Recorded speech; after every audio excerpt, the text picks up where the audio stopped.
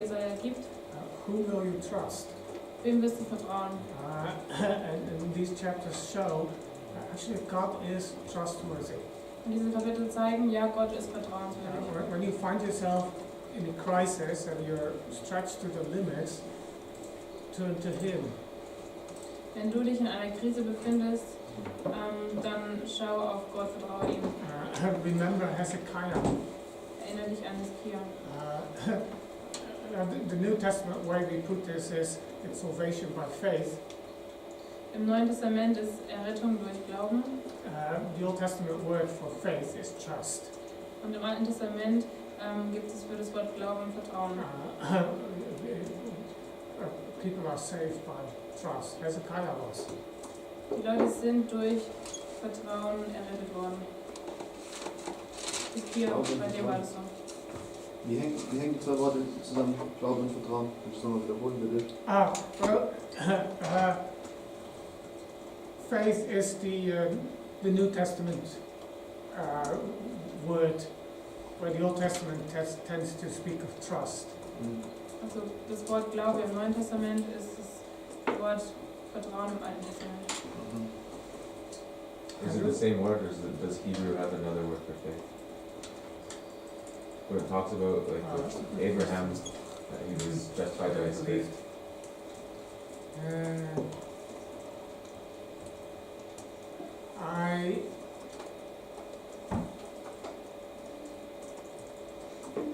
I suspect it actually is the Hebrew word that can be translated either way, believe or trust.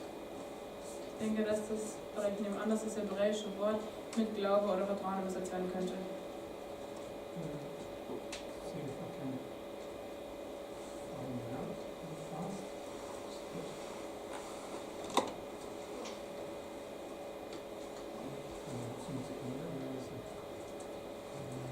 15, no?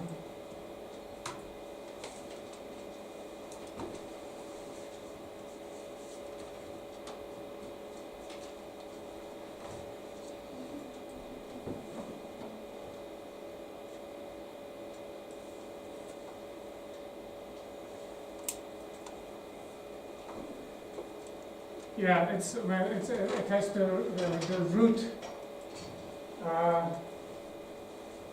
of amen in there. The Hebrew expression that says that something is true, it's trustworthy. Also die Wurzel Amen ist da drin, was vom Hebräischen kommt, dass etwas vertrauenswürdig ist. So these ideas of believing and trusting are very close. Die Idee von Glauben oder die Vorstellung von Glauben und Vertrauen sind sehr ähnlich.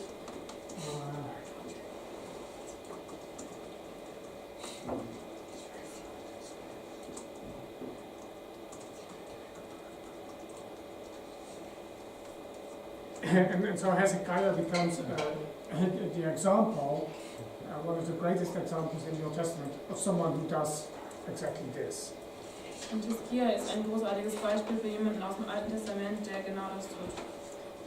By the way, notice how good the Assyrians have understood Hezekiah's situation. Übrigens müsst ihr auch beachten, wie Hiskia die Situation verstanden hat. Wie gut die Assyrer Hiskias Situation verstanden haben. Here, you are trusting in Egypt, the broken reed of the staff. Du hast auf Ägypten vertraut, was ein zerbrochener Stab war. Now what happens when you lean on a broken reed? Was passiert, wenn du dich auf einen zerbrochenen Stab, auf ein geknicktes Rohr richtest? You hurt yourself because there are sharp edges. Und verletzt du dich selber, denn das sind scharfe Enden.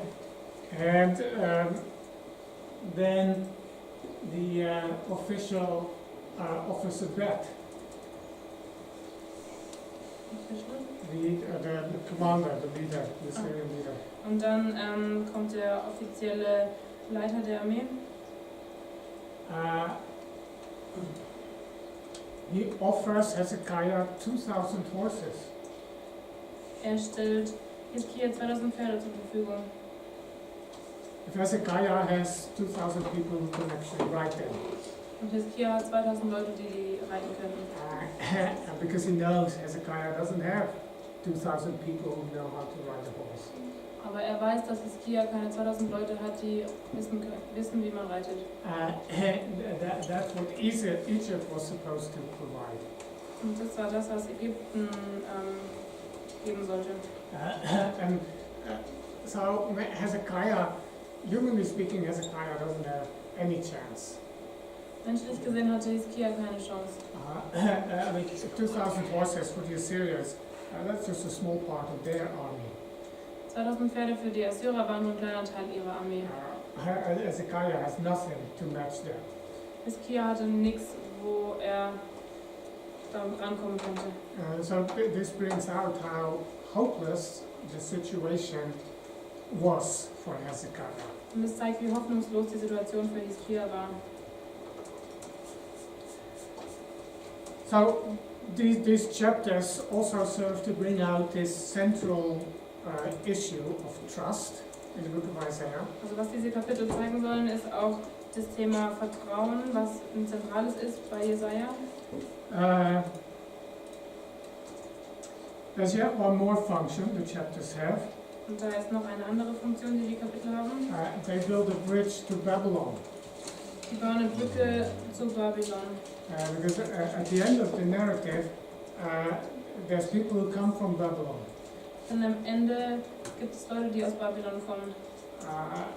And they're not coming because they're concerned about Hezekiah's health. Die kommen nicht, weil sie in Unruhe sind über Hiskias Gesundheit. Babylon faced Assyria as an enemy. Aber Babylon hat Assyrien als Feind gehabt. And therefore Judah was a potential ally. Und daher war Juda ein möglicher Alliierter. And so once again, it's about building an alliance against Assyria. Und nochmal, um es neu zu sagen, es war, um Alliierte zu haben für Juda. And so that's one reason why Isaiah speaks out against this. Und das ist ein anderer Grund, warum Jesaja sich dagegen ausspricht. And announces that actually everything in the palace of Hezekiah will one day be taken to Babylon. Und er sagt, dass alles aus dem Palast von Hiskia nach Babylon gebracht wird. Which builds a bridge to the second half of the book. Und das baut eine Brücke zum zweiten Teil des Buches. Because that's where Isaiah addresses the people of Israel in Babylon. Denn das ist, wo Jesaja die Leute in Babylon anspricht. And sort of sets the stage for the second half of the book. Er legt also die Grundpfeiler für die zweite Hälfte im Buch. Now, the second half of the book is not so clearly structured as the first half. Der zweite Teil im Buch ist nicht so klar strukturiert wie der erste. And this is more like a symphony, it just keeps going. Das ist mehr so wie eine Symphonie, was weitergeht.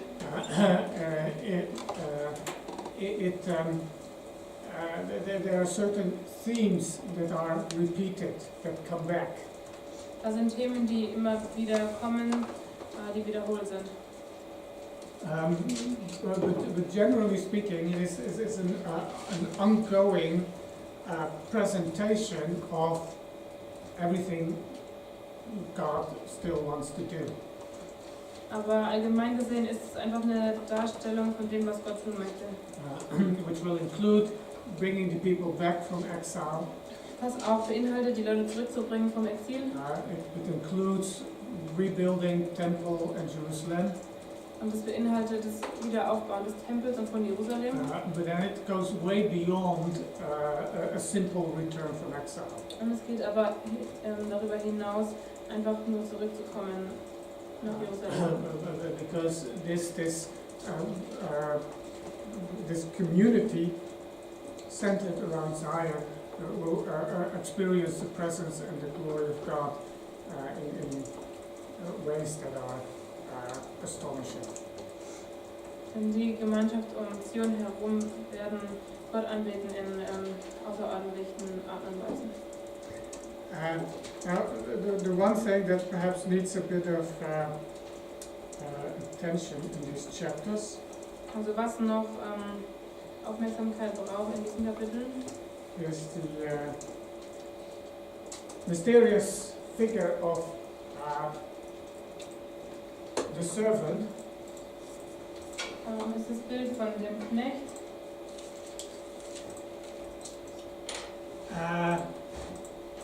Who is this? Wer ist das?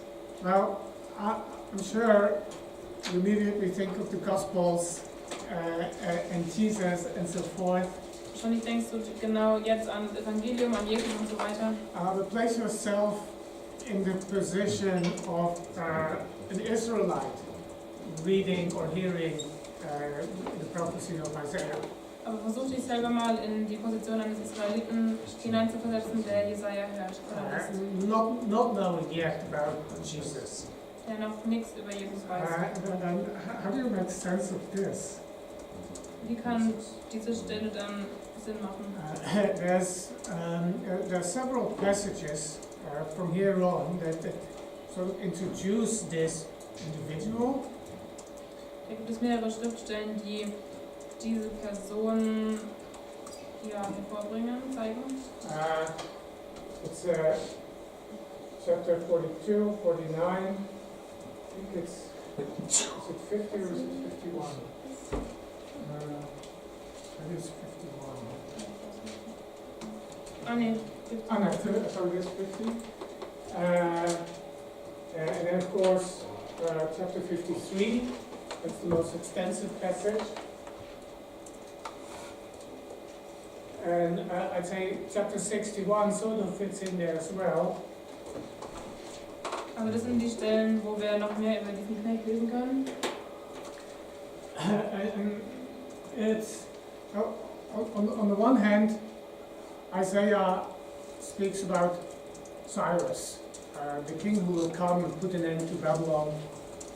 Also auf der einen Seite spricht Jesaja über Kyros, den König, der die Israeliten ziehen lässt. Yeah, he will set the people free and order the rebuilding of Jerusalem. Der die Leute freilassen wird und auch angibt, dass sie wieder den Tempel aufbauen sollen. So, man, that's great, that's wonderful, that's problem solved. Und das ist großartig, das ist wunderbar, also ist das Problem jetzt gelöst. Except that Isaiah has become aware that the problem is much deeper than Babylon. Außer dass Jesaja erkennt, dass das Problem größer ist als Babylon. In fact, strictly speaking, Assyria and Babylon are not the problem, they're part of the solution.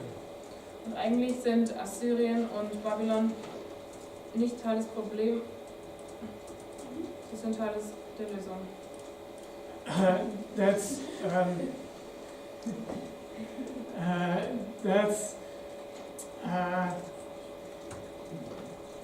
Andersrum, sie sind nicht Teil der Lösung, sondern Teil des Problems. Nee, no, that's so richtig übersetzt. Das ist schon. das ist ja das Verwenden. Yeah. And so this is how God's going to work toward a lasting solution. Und das ist, wie Gott eine Lösung bringt, die länger anhält.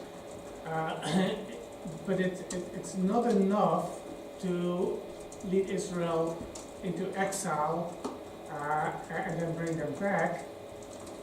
Aber es ist nicht genug, Israel ins Exil zu führen und sie zurückzubringen. Because that leaves the deeper problem, the deeper issues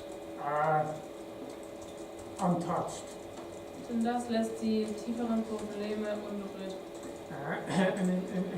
So it needs something more than Cyrus. Es braucht also noch mehr als den König Kyros. How can God restore Israel in such a way that she's not going to fall away again? Wie kann Gott Israel wiederherstellen, so dass es nicht wieder vom Herrn abfällt? It's not the power of Babylon that's a problem for God, Es ist nicht die Macht Babylons, die ein Problem ist für Gott, but the problem of sin. sondern das Problem der Sünde. How does he overcome that? Wie kann er das überwinden? And so that's where the second Savior comes in, next to Cyrus. Und da kommt jetzt der zweite Retter rein, neben dem König Kyros. Now, if you don't know any better, you'd think that Cyrus and the servant are contemporaries. Wenn du es nicht besser weißt, dann denkst du, dass König Kyros und der andere zur gleichen Zeit waren. Nothing here in the text suggests that they are separated by, what is it, more than 500 years. Da steht nichts im Text, dass die beiden 500 Jahre voneinander entfernt sind. But it is this second Savior that's going to bring true and full deliverance to Israel. Aber es ist der zweite Retter, der wahre Erlösung und Wiederherstellung in Israel bringen wird. And here's something strange about him. Und da ist was Komisches über ihn. In chapter 49, Kapitel 49. here in verse 3, God addresses the servant. In Kapitel 3 wendet sich Gott dem Diener zu. By all means, it looks like this is an individual. Und man denkt hier, dass es eine Person ist. That this is someone, a person. Dass es eine Person ist, jemand. But then God says to him, "You are my servant, Israel." Und dann sagt Gott zu ihm, du bist mein Diener, Israel. So how can the servant be an individual and at the same time he's Israel? Wie kann der Diener ein Einzelner sein und aber gleichzeitig auch Israel? And how can the servant then have a mission to do something for Israel? Und wie kann der Diener eine Mission haben, was für Israel zu machen? The servant is Israel, bringing Israel back to God. Der Diener ist derjenige, der Israel zurück zu Gott bringt. How does that work? What's Isaiah thinking here? Wie funktioniert das? Was denkt Jesaja hier gerade? Well, in a sense, Israel is indeed God's servant. Also auf eine Art und Weise ist Gott Israels Diener. Well, Israel is God's servant. Ja, Israel ist Gottes Diener. And that was Israel's calling. Das war die Berufung Israels. But Israel has failed. Israel hat versagt. Israel does not manage to fulfill its calling of being a nation of priests in the world. Israel hat es nicht geschafft, seine Berufung zu erfüllen und ein Königreich von Priestern zu sein in der Welt. So, is there any hope? Gibt es da Hoffnung? Well, there is. At least one Israelite can be found who's able to serve God. Da ist Hoffnung, weil es einen Israeliten geben wird, der Gott dient. And it turns out that there is that one Israelite. Und es stellt sich heraus, dass es diesen einen Israeliten gibt. He's truly an Israelite, and he manages to fulfill Israel's mission in the world. Er ist wahrhaftig ein Israelit und er kann die Mission von Israel in der Welt erfüllen. Now it's going to look like he fails in his mission. Und man denkt, dass er versagt in seiner Mission. And that's the complaint of the servant here. Denn hier ist die Beschwerde des Dieners. It was all in vain. Es war alles umsonst. The servant appears to fail in bringing Israel back to God. Der Diener hat versagt, Israel zurückzubringen zum Herrn. But then it turns out that God actually has a bigger purpose for the servant. Und dann sehen wir aber, dass Gott einen größeren Zweck hat für den Diener. It's too small for the servant only to bring back the tribes of Israel. Es ist zu wenig für den Diener, die Stämme von Israel zurückzubringen. God says, I will make you a light for the nations. Gott sagt, ich werde dich ein Licht für die Nationen sein lassen. My salvation will reach to the ends of the earth. Meine Errettung wird sich bis zum Ende der Welt ausdehnen. And so the apparent failure of the servant Also das eigentliche Versagen des Dieners becomes the key to the servant actually becoming salvation for the whole world and not just for Israel. Das wird der Schlüssel, warum der Diener für die ganze Welt Rettung bringen wird und nicht nur zu Israel. And isn't that the story of Jesus' life? Ist das nicht die Geschichte von Jesus Leben? Here's the true Israelite. Hier ist der wahre Israelit. He's rejected and crucified by his own nation Er ist abgelehnt und gekreuzigt von seiner eigenen Nation, and by the Romans. von den Römern. It looks like total failure. Es schaut aus wie ein totales Versagen. But it's precisely this failure that solves everything. Aber dieses Versagen rettet alles. And that does indeed lead to salvation for the whole world. Und es führt zur Rettung von der ganzen Welt. And so it's Isaiah realizing that for God's salvation to succeed, Also ist es Jesaja, der realisiert, dass für die Rettung der Welt von Gott it needs more than just the power of someone like Cyrus. da braucht es mehr als nur die Macht von einem König wie Kyros. A great conqueror, Ein großartiger Eroberer. and a fairly righteous, decent king. Und auch ein ziemlich gerechter König. But it needs this other savior that looks nothing like Cyrus. Es braucht diesen anderen Retter, der nicht wie Kyros ausschaut.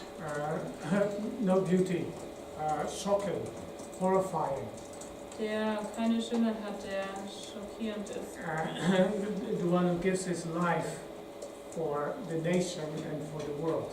Der sein Leben für die Nationen hingibt und für die Welt. He's the one who breaks the power of sin. Er ist der, der die Macht der Sünde zerstört. He's the one who brings true and full deliverance to Israel and to the world. Er ist der, der wahre und volle Befreiung bringt für Israel und die ganze Welt. And so he's the agent that makes possible Isaiah's vision of a glorious new creation. Und hier ist derjenige, der es möglich macht, dass Jesaja diese Vision hat von der neuen Schöpfung. This is how God intends to solve the problem of Israel and of the world. So will Gott die Rettung von Israel und der ganzen Welt schenken. It's through the suffering servant. Durch den leidenden Diener. Who, it turns out, happens to be the same as the Davidic Messiah. Der gleiche zu sein scheint wie der davidische Messias. But it's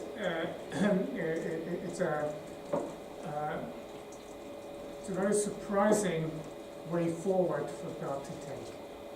Aber es ist eine sehr überraschende Art weiterzuschauen, die Gott hier nimmt.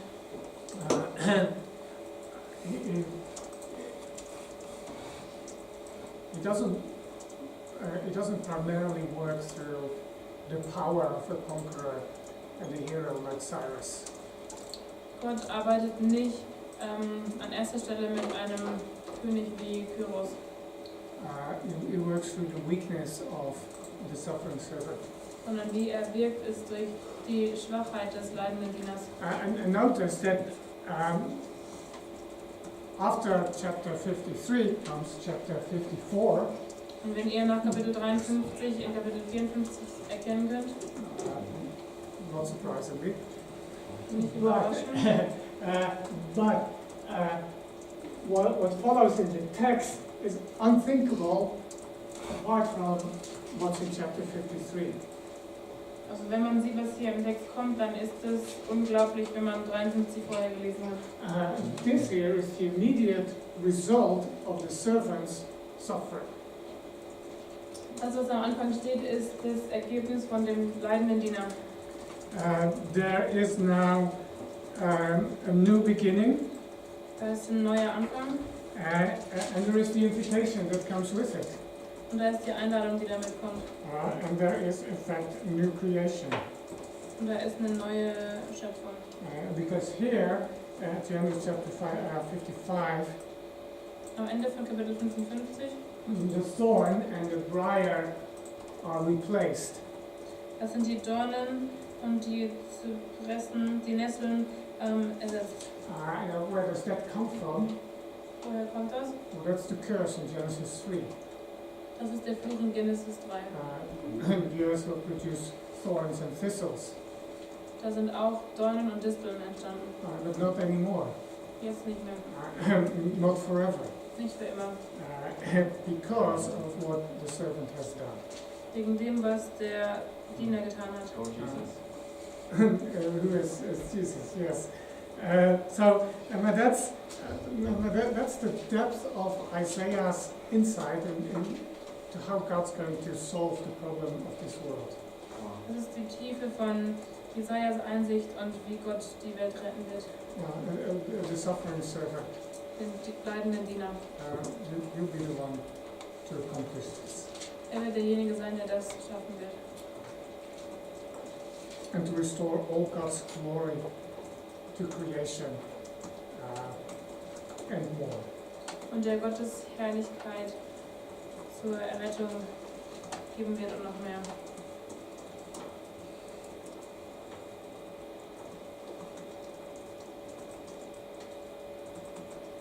I think we need to stop. One question to 53. When we read this yesterday, Jonathan said to us that this chapter is dropped out of the Jewish consensus because it's so Yeah. all in there and it's very detailed. Yeah. It is. I mean, it is in the Jewish Bible, but and obviously it was, especially in the early church, a prime crucial proof text for their belief in Jesus. I guess Jews today, for a very long time, have had a tendency to sort of reinterpret this chapter as being about Israel. The suffering servant then becomes a sort of a picture for the suffering of Israel through the centuries, or they just don't pay attention and look away, I guess. I think it's a fairly common Jewish interpretation to think that the servant in Isaiah actually is a figurative representation of the people of Israel and their suffering, which is not entirely untrue because, of course, Israel is God's servant. It's just that in these passages, Isaiah narrows it down to just one person and not the people of Israel. So, but that would probably be that would be a common Jewish way of interpreting this chapter differently. Yeah.